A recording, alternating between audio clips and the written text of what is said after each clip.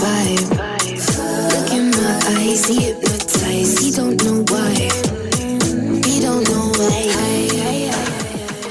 Warning, extended satirical material in this program may strike some viewers as vulgar, offensive, prurient, or worst of all, serious. It's satire. Please adjust your expectations and interpretations accordingly. Welcome to Why So Spicy with Nicholas B. Hey, this is Nicholas from Why So Spicy podcast. Hey, thanks for being on. I think we fixed the phone issue now. We've called each other back like fucking 4 times. I apologize about that. Jesus. So... That's okay. Don't hear any clicking, so everything's perfect. I think it could have been on my end. So let me know. Tell me about your origin story. Like, where you're from, where were you born, like a superhero in Marvel. Your origin story. Yeah, so I was born in California in San Diego, and I came to Colorado Springs when I was around 5-6 years old. And we lived out east, out in Falcon, kind of like where it was all country. There was nothing but a Diamond Shamrock and a liquor store. There was nothing out there. We came out here because my father was into drugs, and so we moved to Colorado because he was wanted. Now, when you say drugs, are you talking Tylenol? Are you talking Motrin laced with sugar? Or are you talking like crystal meth, cocaine, heroin? Like, talk to me. Because my father sold crystal meth in the Hells Angels in California because that's how they made their money. So Southern California, I think of, it could be anything. And coming to Colorado, being innocent, it could be just marijuana.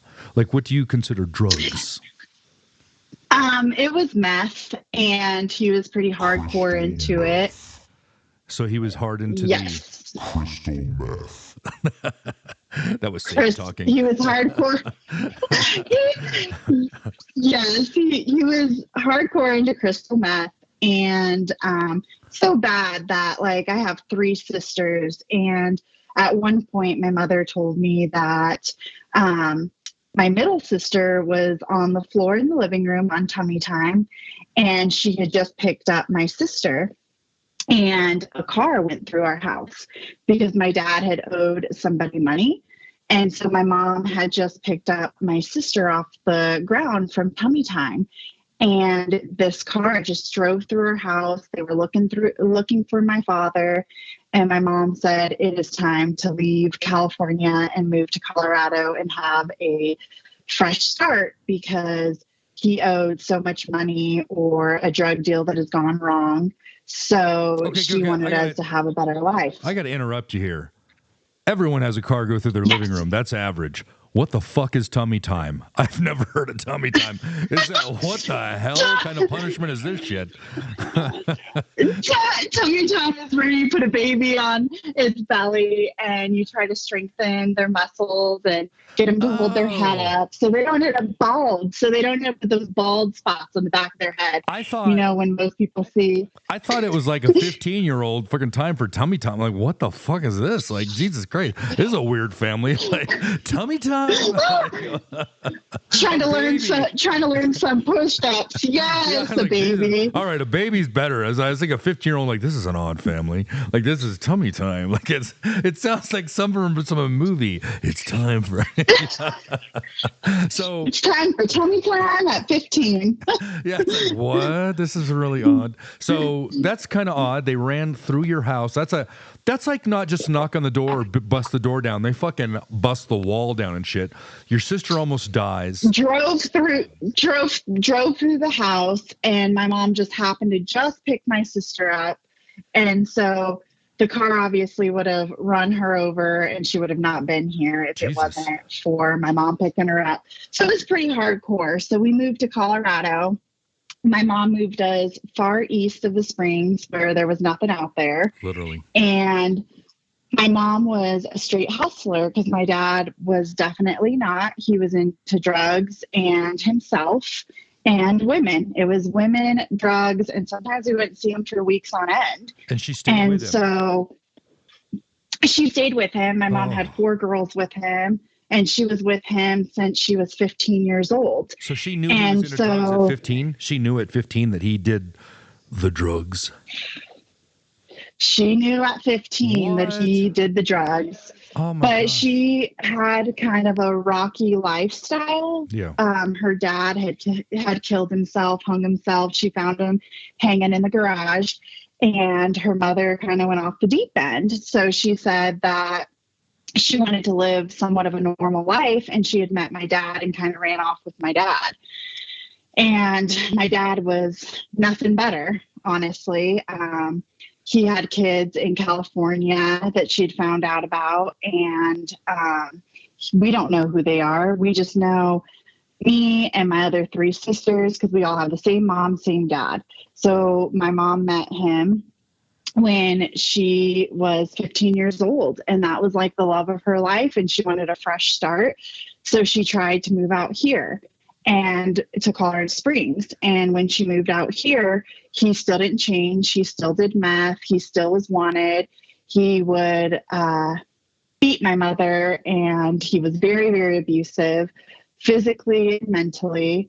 Hold on. So I'm I trying to figure remember. out, like, what kind of Disney film is this as a childhood? Because everyone has like a Disney film that's super innocent. It's The Lion King, The Crystal Meth King. That's not it. The Princess and the Frog, The Princess and the Crystal Meth King. Like, holy fuck, you did not have a fucking Disney childhood. In other words, motherfucker, this is like I did intense not. and shit. It is very intense. So, growing up, as I got older and getting into high school, I was bullied because I had platinum blonde hair. I wore a lot of makeup. I looked extremely bougie. So people used to think that I was just the stuck up Barbie. And I'm like, you have no idea how my childhood went. Like, my mom was a straight hustler, didn't do drugs, always worked, tried to take care of us. My mom used to cut holes in her teddy bears to hide money from my father to be able to pay rent, because my dad would try to take my mother's paychecks to buy drugs or whatever scandal he could do, hustle my mother. So she would cut stuffed animals. And at the age of 8 or 9, she'd be like, well, Lexi, don't move the stuffed animal. This is our rent money. And so at a young age, I was super traumatized by like my father and watching him beat my mother. And at one point he had broke her tailbone. When I was 9 years old, we lived in a double wide trailer out in Falcon. And I heard 3 gunshots at night, and my sisters were asleep. And with my middle sister, I shared a room with her, and she slept on the top bunk. And we were at the other end of the trailer, and my parents' bedroom was at the other side of the trailer at the other end. And I heard 3 gunshots, and I was super scared. And I heard 3 gunshots go off, and I thought, oh my gosh, my father just killed my mom. But he didn't kill her. He shot at her 3 times in the dark, she said. Later on, she told me the story.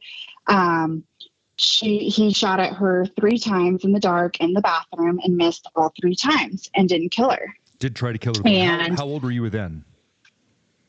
I was about 9 years old.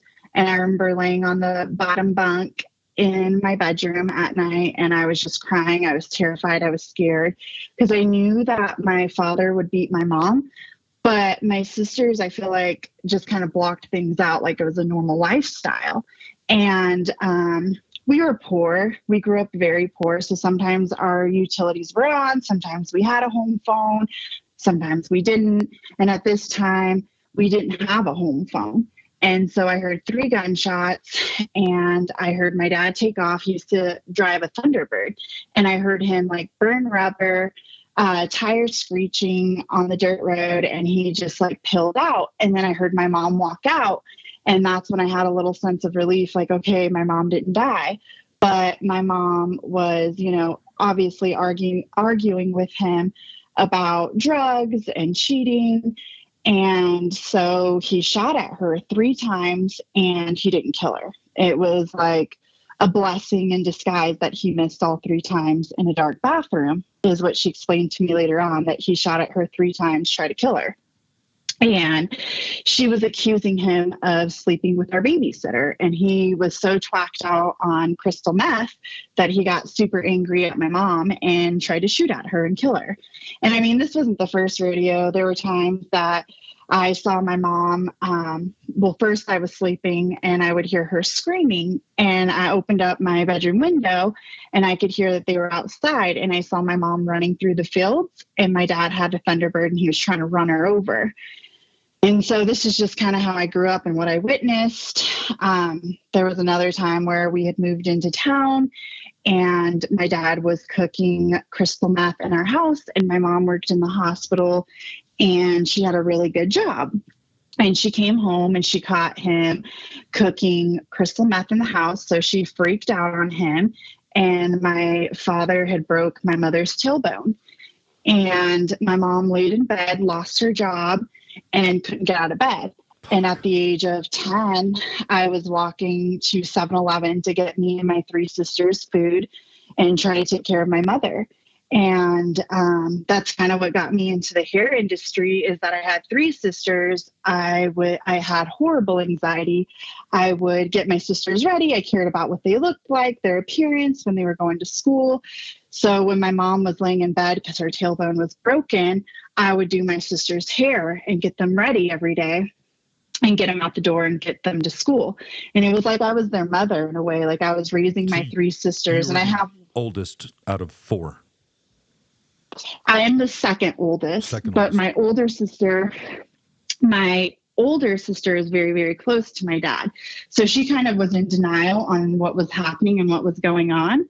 My dad hated me growing up just due to, I would intervene if I would see him beating my mom. I would threaten to call the police. I had found his drugs on top, like needles and stuff, on the top of our cabinets in our kitchen, and told my mom about it. So he just absolutely hated me. And my grandmother, my mom's mom, had moved to Colorado eventually. And my mom used to have to take me over to my grandmother's house because my dad would physically abuse me, grab me by my hair, kind of yank me around like I was a rag doll. And, you know, at a young age, I had a lot of like anxiety and felt like I was just trying to protect my mother. And so it was really sad because I always watched my mom hustle, work very hard. She was the one that always worked and hustled and paid our bills and tried to keep us from getting evicted. And it was my father that we would see for a week at a time, and then he would disappear for, you know, a week to 2 weeks, and we wouldn't see him. And then he would come back home, and he just like used my mom, abused my mom. And mom was she was obviously afraid of him. She never left him until we were in high school. And he had met another woman and got another woman pregnant. And that's when my mom had finally left him. And when he left him, he was caught up. He had a bunch of drug charges, domestic violence charges, because he had beat the woman that he had got pregnant. Because the woman he got pregnant, they were high on drugs, and she would tell my dad that the baby wasn't his. So he finally got locked away in prison when I was in high school. Throughout my whole high school years, the full 4 years, he was in prison. And I felt like a sense of relief that he was never going to come back and beat my mom because he was locked away in prison. And so that's when our lives started to change. And I remember getting my mom out of the house, like, Mom, you've got to get out. You've got to meet somebody. It's time for you to move on. And I just, you know, my older sister, she never really understood why I couldn't forgive my dad. And when I was in my mid-20s, I said, okay, fine. He got out of prison, and he did not understand why me and my middle sister that are very close, why we wanted nothing to do with him. And it's because we knew how he would abuse my mother. And that was a really hard thing for me to forgive my dad. And so I tried to forgive him, thinking, you know, he was all of a sudden this holy, godly man getting out of prison because they go to church. There's not a whole lot you can do in prison. So he came out very holy, and he's like thinking that we're little girls still, because when he left to prison, we were younger. And when we got out, we had our own kids. We were in our 20s, and he was trying to have a relationship with us. Well, within a year, he started messing up, you know, drinking, smoking weed. And I don't think he ever got back into meth, but he was a really bad alcoholic, and he was a mean alcoholic. Oh. So I told myself, as a Christian, I'm going to forgive my father. So I tried to go to one of his barbecues and went over to him and his girlfriend's apartment. And my oldest daughter was a newborn at this time. And he started fighting with his girlfriend and was like threatening to hit her. And you could just see the look. And it was kind of giving me flashbacks of what I witnessed with my mother. So I was like, he's not a changed man. He went to prison for like 6 years and still hasn't changed. So at this point in my life, I was like, he will never change. And my older sister was always connected to him, thinking that he was a good man.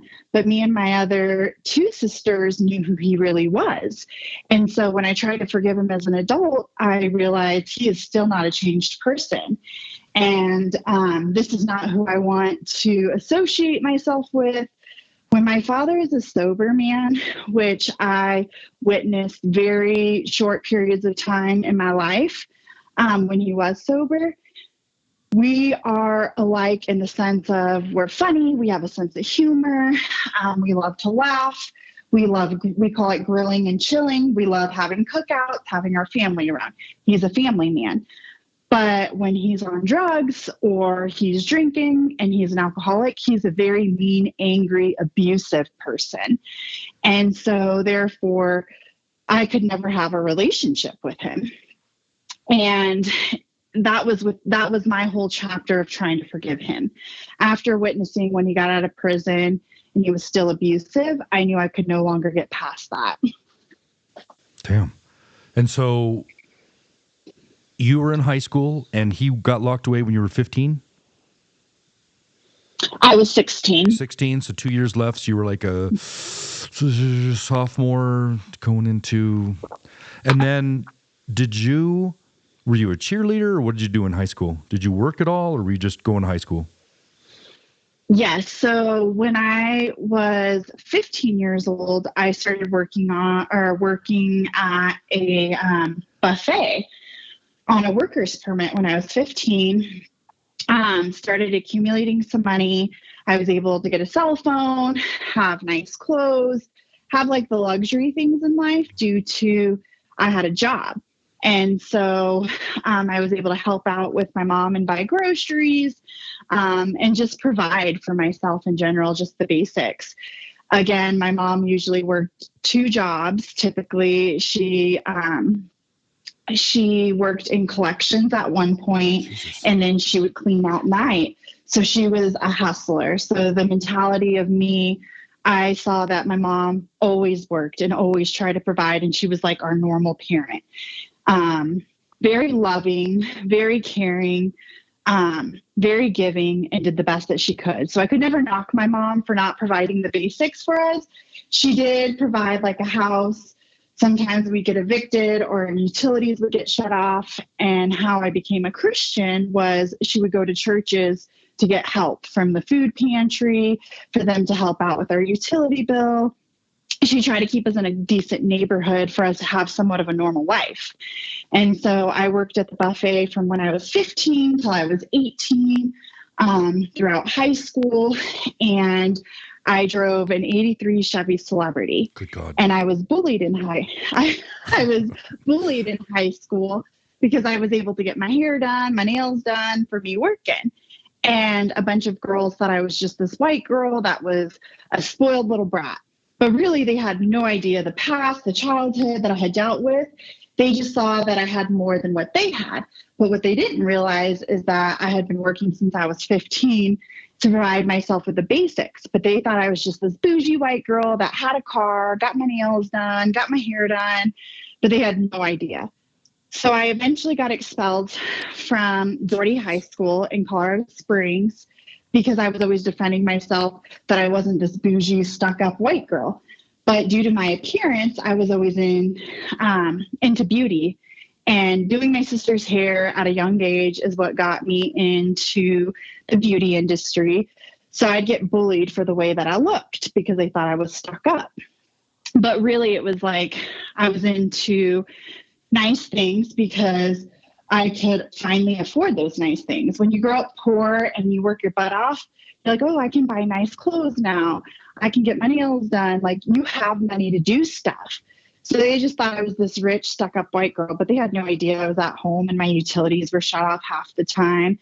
But my poor mom, like, I can never knock her because she worked so hard. She busted her butt. I really do look up to her. My work ethic comes from my mother. She was an awesome I worker. She think, just didn't have a good choice in her, spouse at the time. But and in he men, was abusive. Yeah. Oh my she gosh. didn't.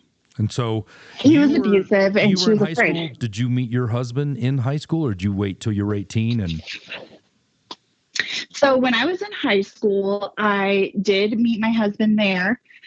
We dated for 2 years in high school. He was a year older than me. I found out through MySpace at the time that he was engaged. So we had broke up, went our separate ways. And after high school, I did get expelled, but I started going to a charter school and I only needed a couple of credits. So I ended up graduating and then going into beauty school. oh, you did go to school. And I did go to beauty school and I did graduate from the charter school. And I was kind of into partying and I was partying and I had my oldest daughter at 19. So I ended up getting pregnant by this guy who was a loser, but he was 9 years older than me. And I looked up to him, 9 years older than me. Damn. And I looked up to him because me and my girlfriends, we were underage and this guy was providing us alcohol. So I was still a hustler, still in school, going to beauty school and everything. And actually I lied. I wasn't in beauty school yet. I was just working and met the older guy, got pregnant, had my daughter at 19. We didn't work out. He was just a loser, kind of a bum, an older guy that had flashy Jordans, flashy shoes. And then that's when I was like, I want more for myself. So I started going to beauty school and then I started going back to church. And when I went back to church, I ran into the guy that I dated in high school. And when I ran into that guy that I dated in high school, I thought he was a changed man. We were both going to the same church. We were both serving in the cafe. And I was like, oh man, he's a changed man. So I got with him. Shortly after, we got married. My daughter was about a year at this time, a year and a half. And then I finished beauty school. And I worked at Wendy's while I was in beauty school and got married to this man. We bought our first townhome. He worked 2 jobs. He worked at Spencer's in the mall. I thought it was meant to be because I'm like, oh my gosh, we dated in high school for 2 years. Even though I have a kid, like this is meant to be. So he was a great man. 2 years later, he was talking about having a kid. And I was super skeptical, was content with 1 kid. I got my first hairdressing job. I was working at a Supercuts. He got a better job, started working at Quantum, just like in a warehouse. And then when my oldest daughter was 3, we started talking about having a kid. So my oldest daughter's father was never in the picture. He was just a loser, didn't work, didn't do anything with his life. And he didn't care to be a part of my daughter's life. So I just raised her. And then at the time, the guy I got married to, my husband at the time, kind of stepped in and played the father role of my daughter. Well, he talked me into having a kid with him because he wanted his own kid. So got pregnant with him once my birth control was up and I got it taken out. And when I was about 9 months pregnant, I found out that he was seeing other women. Oh, and so I was super distraught. I was super distraught at that point because I'm like, I don't want 2 kids and 2 different baby daddies. So I fought to like make our relationship work. Well, I gave birth and he was good for a while. I didn't catch him talking to other women and things seemed to be okay. Well, before my daughter's first birthday, he said, so my oldest daughter was probably 10 months old at the time. He said he didn't want to be with me anymore.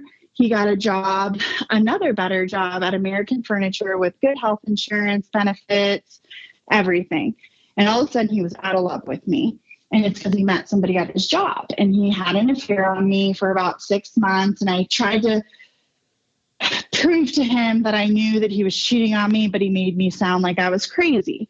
So I went in, got some help, seek some help, saw a doctor, told them that I need to be on anxiety meds and that I thought I was crazy and I was trying to do whatever to make my marriage work.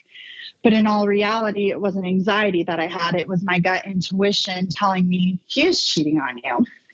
And so I got on anxiety meds, went to counseling, tried to do everything to make my marriage work because he was a narcissist and he told me that I was insane and that he wasn't in love with me, that I was an affectionate person. And come to find out, it was just because he was cheating on me. He had this 6-month affair at his job. So this whole time I thought I was crazy. I thought that I had mental issues. So I started seeing a doctor to get help. And then my daughter's first birthday her birthday's on New Year's Day. And so New Year's Day, my sister told me not to go home. I had cried the whole night before and I said, I know that my husband is cheating on me, but I can't find the proof. He has a lock on his phone. He doesn't come home. If he does come home, it's 2, 3 o'clock in the morning. He would body shame me, tell me I was fat, unattractive, just mean to me altogether. And so after I seeked help, got on meds, saw a counselor, I was crazy. But I was never crazy. It took me years to figure out I didn't need anxiety meds. I don't have anxiety. It was more of him making me feel like I was crazy and I needed help. And so New Year's Day, I go home and I kind of trick him. And I was like, hey, this part's kind of funny. It's funny now. I can laugh about it, but then I couldn't laugh about it. But I go home and I'm like, look, I know you're cheating on me. I just want to know the truth. If you don't want to be with me, that's fine. We'll figure out things and go our separate ways. But I was madly in love with him, and I didn't want to be stuck with 2 kids and neither father. And so he goes, fine, Lexi, I have feelings for another woman. What? I cocked back, and I punched him in the face so good. Like, I mean, the perfect hit. And I was like, no, you don't. You don't have feelings for another woman. And I lost it. And so now I look back, and I'm like, I laugh about it because I'm like, in that time I was hurt when I tricked him into telling me the truth and telling him I knew he was cheating on me and I'm okay with it. But the minute he said I have feelings for another woman, I hit him so hard, like, no, you don't. And so then, we're kind of tumbling on the ground. I'm trying to go through his phone. We're like rolling on the ground because he's holding on to his phone for dear life. Like, he does not want me to see who he's talking to, what he's doing. And then he makes it upstairs. And I was hitting him in between. And then I hear him on the phone with the cops. So I put together a diaper bag, take my kids over to my girlfriend's house who lives in the same townhome complex as I do. And I don't want my kids to see me get arrested at this time. So I bring over the diaper bag and tell my friends, call my mom. I know I'm going to jail. I don't want my kids to see me get arrested. And so I go ahead and pack everything up, come over. I come outside and there's 5 cops and they're like, are you Lexi? And I'm like, yes, I am. And they're like, did you do this? And I admit everything. I'm like, yeah, I did. He told me he had feelings for another woman, hustled me into having a kid with him. And so, yeah, I had a nervous breakdown. So I go to jail for 3 days. And the whole time I'm in jail, I'm laying on the top bunk and I'm just sad. I am genuinely so sad because I'm like, how can you do this to me? Like, I thought he loved me. He talked me into having my second kid with him. And here he is finding a temporary feel-good situation. I just felt completely just devastated. So then I go back into the doctor and I tell my doctor, this is what happened. I just got out of jail. I think that I need mental help. I think I'm crazy. And my doctor tells me, I don't think that you're crazy. I think that's what a normal person would do in general if they had found out what you had found out. So then I felt a little bit normal. After that, I stayed with a family member. go back home, and we decide to make our marriage work. We both start going to church. We both start receiving, we both start receiving counseling. And I stay with him for another 4 years. We sell our first starter home. We buy a new house. I get a better job. I start working at a barbershop, managing a barbershop, and he gets a better job, gets promoted. So we're making decent money. I think he's a changed man. And then later on, I start to see that he hasn't changed. I go through his phone because he starts acting weird again. And this time he wasn't in a relationship, but he was trying to wine and dine women, messaging them, asking to take him out on dates, all this stuff. And so at this point, I'm like, I just don't know what to do anymore. This man will never, ever change.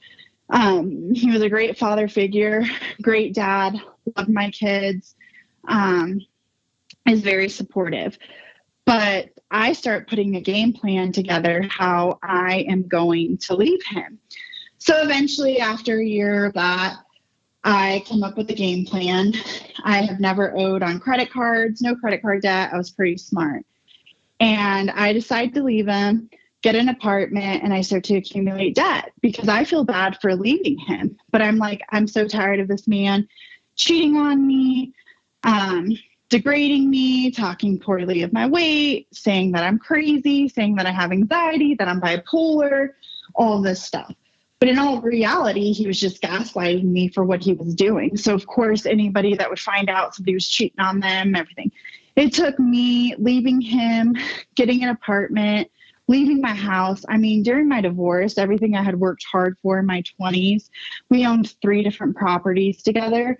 I had left all of that and accumulated debt just to get out of the situation I was in. That's when I realized I don't have anxiety. The person I'm with was making me have anxiety because of the situation they were putting me through. This was not healthy. So then I go back to the doctor. What was that? Did you almost feel like you were repeating your mom's footsteps without the drugs? I did. And my ex-husband never beat me. He was just mentally and verbally abusive. So he never put his hands on me. I did. That one time I had caught him when he confessed he was cheating on me. And I made a promise to myself, I will never, ever go to jail or hit another man over them cheating on me. I realized he got the best of me. My reactions weren't worth it. He never showed up to court. The charges were dropped. Once I was clear-minded, once I was pushing 30, I was like, it is time for me to be happy. And so that's when I moved forward in my life. We got divorced. I gave him the house. I said, no child support, no alimony. We have 50-50 custody. So we're civil now. But I walked away from a marriage that I hustled my ass off working for the houses we have bought, the townhome we had sold. And I walked away with nothing, not a piece of furniture, nothing. I walked away with my clothes and my makeup vanity. Jesus. And the reason I took my makeup vanity is because it was very sentimental, because my sister's husband and her got it for me and he passed away. So that was the only thing important to me, was my makeup vanity and my clothes. So I got an apartment. I got beds for my kids. I furnished the whole place, bought them all new clothes for my house. But I'm like a very sensitive, caring person in the sense of I can start over.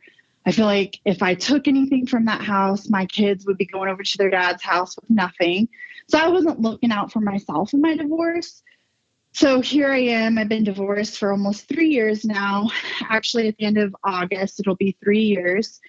And I have rebuilt my life from then. And I accumulated a lot of debt by starting over.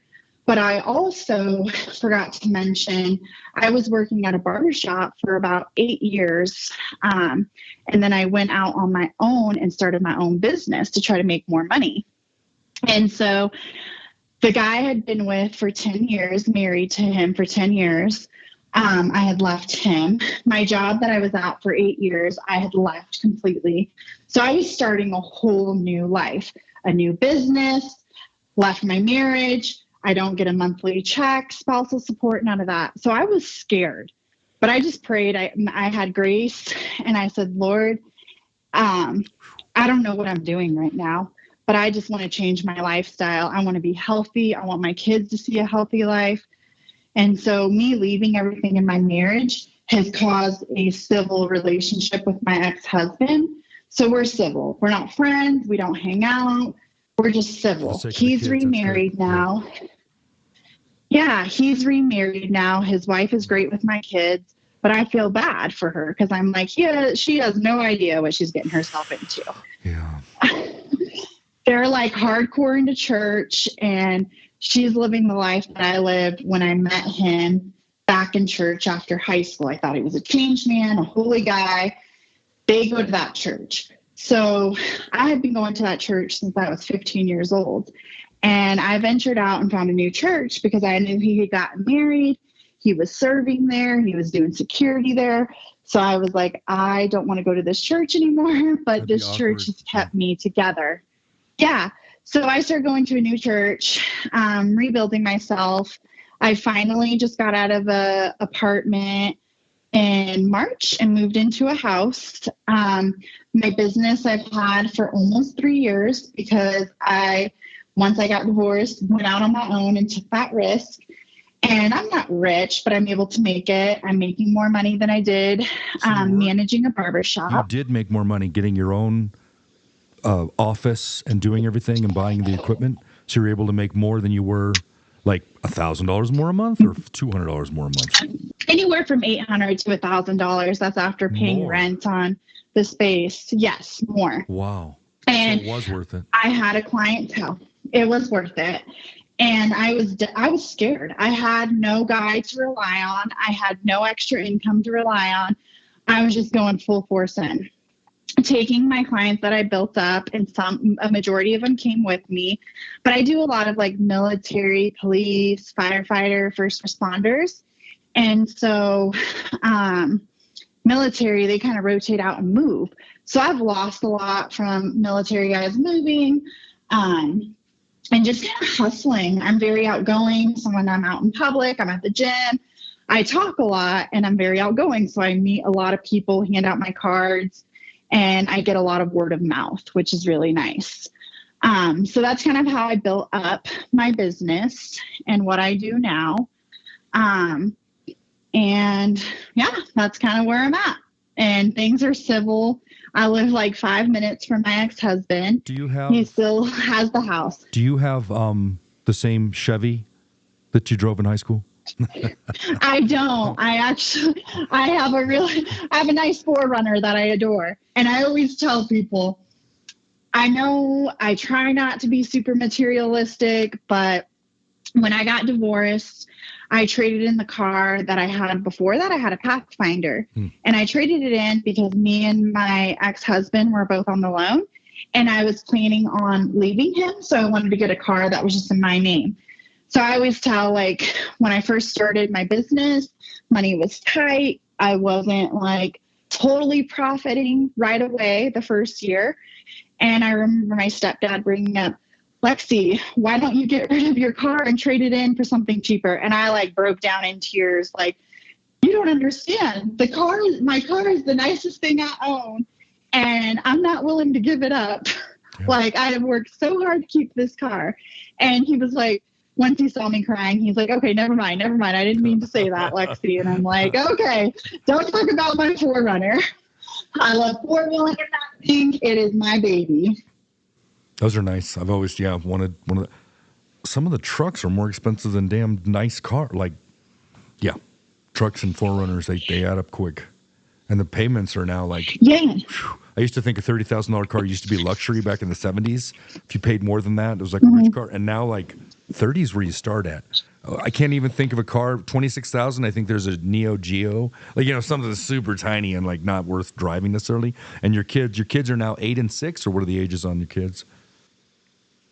So my kids are 13 and 9. Oh, dang. I know.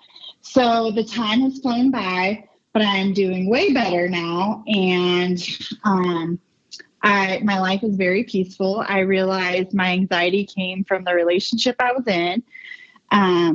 I went and I got tested at Mentally Strong, and they were like, "You don't have anxiety, you have ADD."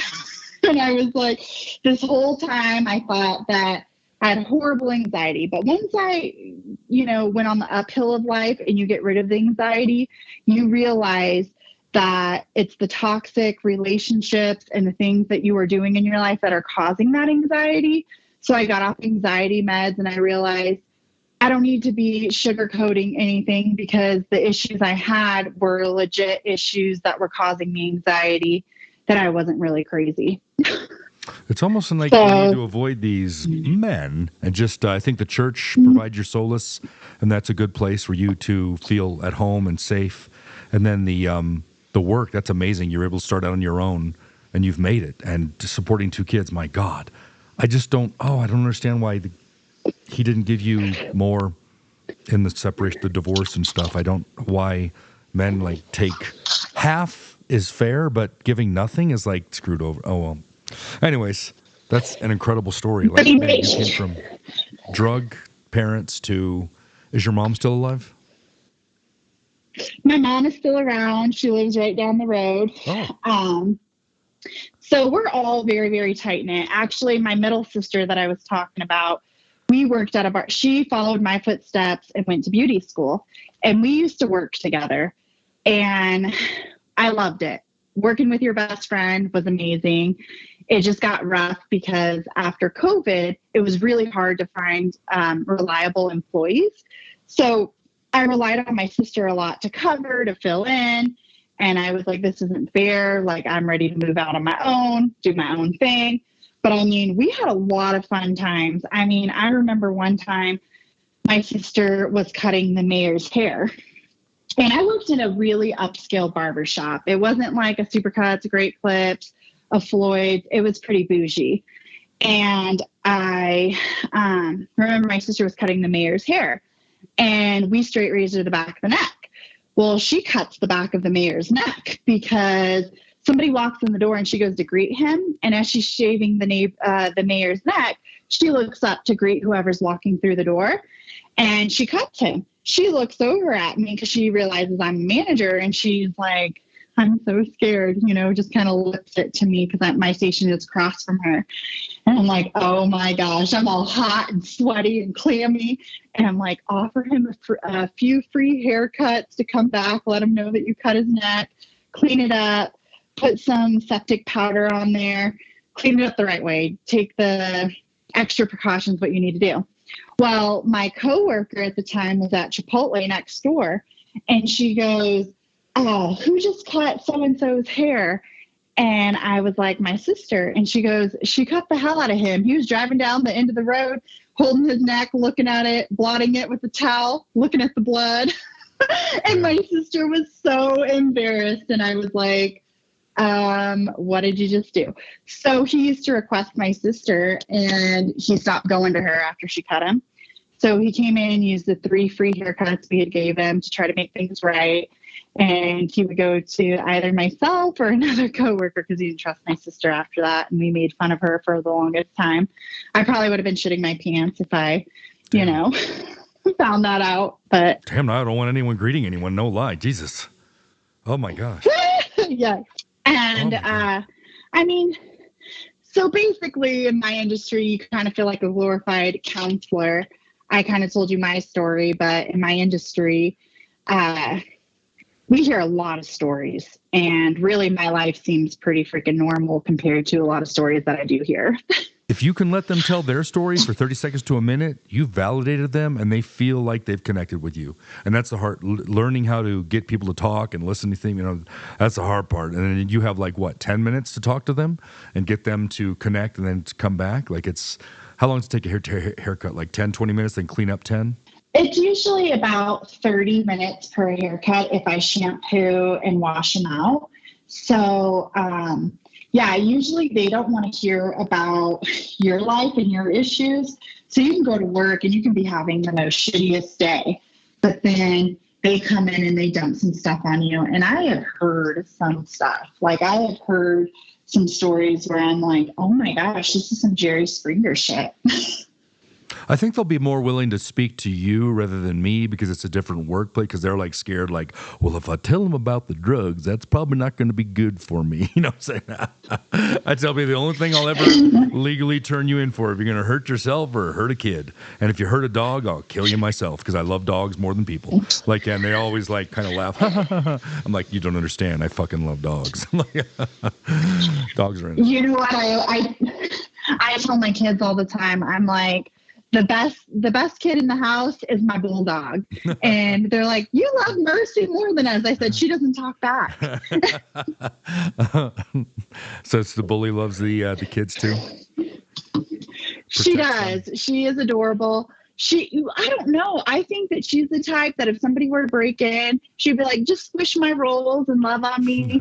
We'll call it even. And I'm like, she doesn't even bark. When she was a puppy, I took her in and I'm like, I think there's something wrong with her voice box. I've never heard her bark. And they're like, no, she's fine. Because she's so lazy. She just sleeps 90% of the time. Oh my God. My little Chihuahua is like the exact opposite. Every time but she usually when she barks, something's going on. There's a dog or something around. We had a coyote in the neighborhood the other night. Well, I saw it was like a big German Shepherd. I'm like, no, coyotes are real small. I'm like, no. One of my patients told me there's a breed in Colorado where they mix coyotes and wolves. And so it's like a great big coyote that's like wolf-like. And I'm like, oh, great. My Chihuahua stands no chance against the freaking, just a normal dog. Even another Chihuahua, I don't think she'd do well with. But a goddamn coyote that's mixed with a wolf, zero chance. I might not survive with this thing. It reminds me, like, goddamn, it's that big. And so, yeah, my dog. Someone was talking about if my dog ever dies. I was thinking about getting another one. They were talking about an American Bulldog. It's like a pit bull, but it's smaller. Like, you can get them small, like a little teacup. And I'm like, oh, that would be so cute, like a miniature little pit bull. I don't know if there's such a thing, but yeah. It's funny because one of my sisters has a teacup Chihuahua, and then she has a pit bull. And so it's like this pit bull is a blue nose pit, big, bulky. It's a bowling ball when you try to get through her house. But then she's got this little yappy little teacup Chihuahua. And I'm like, this thing is like a little rat. And she's like, not my Nala. And the way she talks to them, I'm like, oh, Lord.